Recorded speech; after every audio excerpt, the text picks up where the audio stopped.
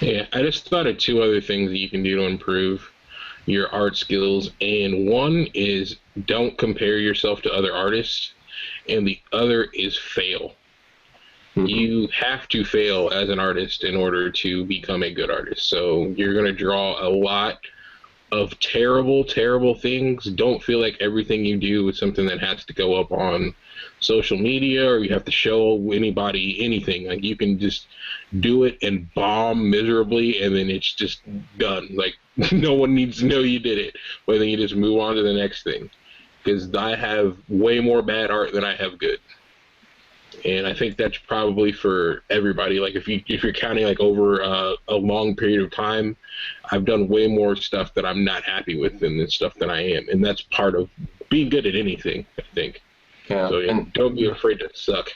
And being able to analyze what you did wrong and what you're not happy with is going to help you the next time, because you're going to know, okay, well, let me try that again. Like painting mountains in that example I sent you earlier, like that's a mountain that I was happy with because it looked good, but the first couple dozen mountains I painted were super flat and they looked horrible. Like they did not look good at all, and I had to keep painting mountains over and over again. I mean, I would do that in the same painting, just do one painting that's just mountain, erase it, do another mountain and erase it.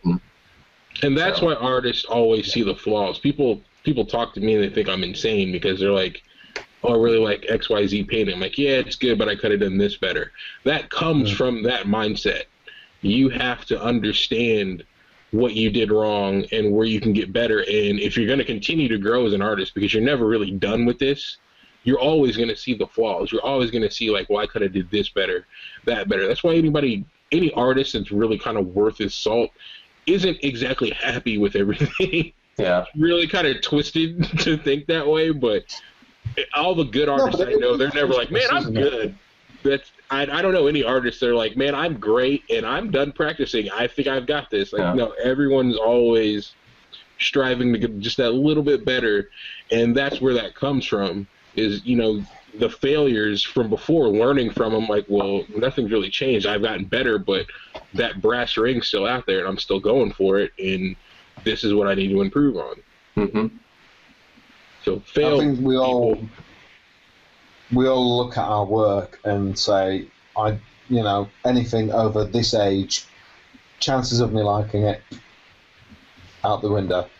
Occasionally you've done a piece that you still like after a few years. That still happens, but most of the time, after a little while, you start looking at the work that you've done and you start just thinking, I don't like it anymore. It's, this is wrong, that's wrong, that could be better, that could be better, that could be better.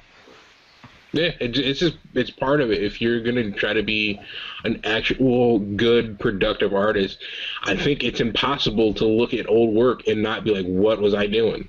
Mm-hmm. Like, I still have pieces that I like that I did a long time ago, but every one of them, like, man, I could have did that a little bit better. I could have drew this nose a little bit better. Like, because you naturally learn. You are getting better. Yeah, like you learn things like, man, I wish I'd have known how to do this than I do now back then because it would have looked this way. I think that's just part of it.